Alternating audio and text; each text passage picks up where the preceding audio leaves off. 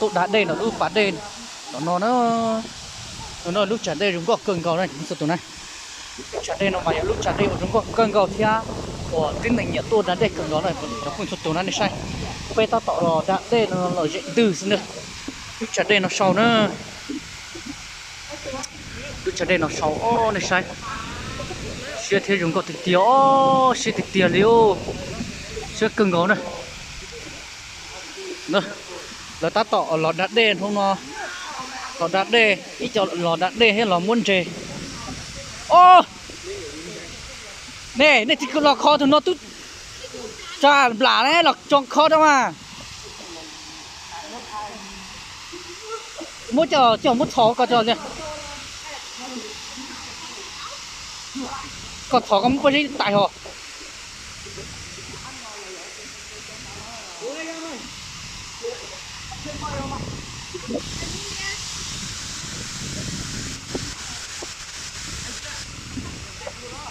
hả có đợi cho tao đây dùng gì đợi cười nữa hả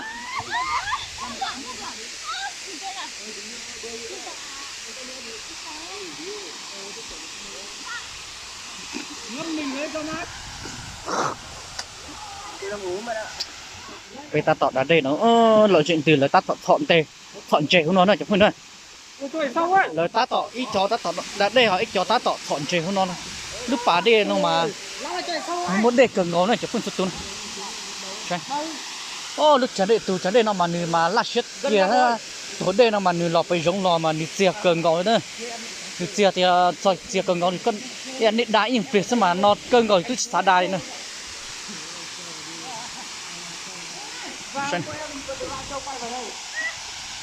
về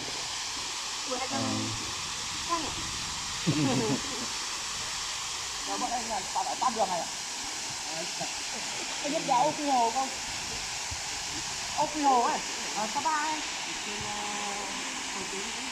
Vâng, nhưng mà từ đây ra đến Âu Quy Hồ có sao không? À được, mua lắm à, khó lắm à.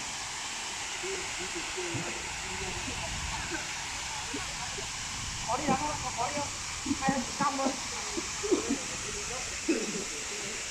Xem lại nữa xem. À, cái gì nữa? Không có. Cái gì ấm một con cải. Gì nữa? Có phỏng không? Phỏng nữa đeo.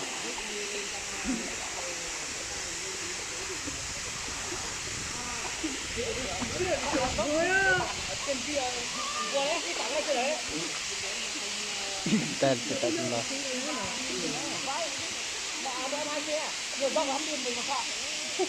pe loại dựng từ nó trong kia loại dựng từ nó này sẽ được sai của nó đây nó một cho khách du lịch cho nho tết hờn America tôi ha là cho tết hờn rau chứ ơn sai pe mà đã đây loại dựng từ nó sẽ là chúng tôi nó cho xe đầu chơi con này tôi chỉ một kho tụ phaไปcoi này tu lò này lò con này tông chơi họ này nhau còn này một kho kia không mà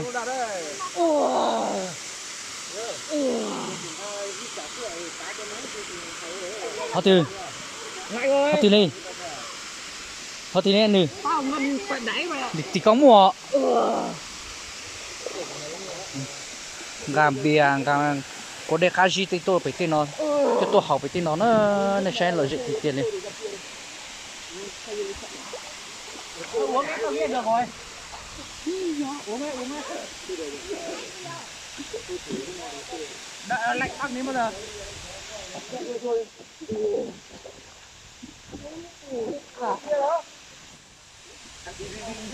Ăn đi. Có bơi được không? Chảy đấy. Không được. Qua được đấy. Anh này ở nước Anh nào ạ? Nước Anh. Mày hỏi xem anh nào fan của câu lạc bộ nào?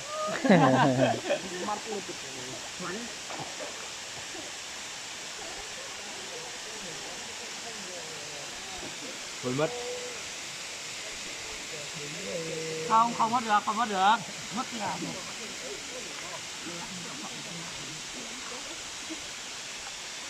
Nó đi thật đấy. Hay nó đi đấy. Không, em nhìn thấy là không được đâu.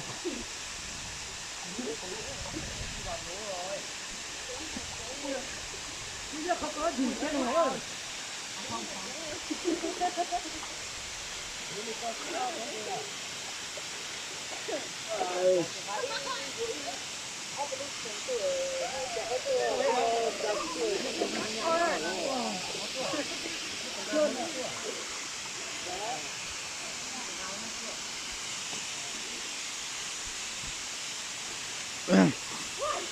Làm tí là phòng.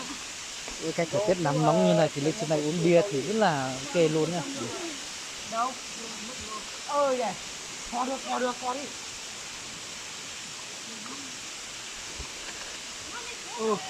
Cái chim gáy à? Đưa vào trong rồi.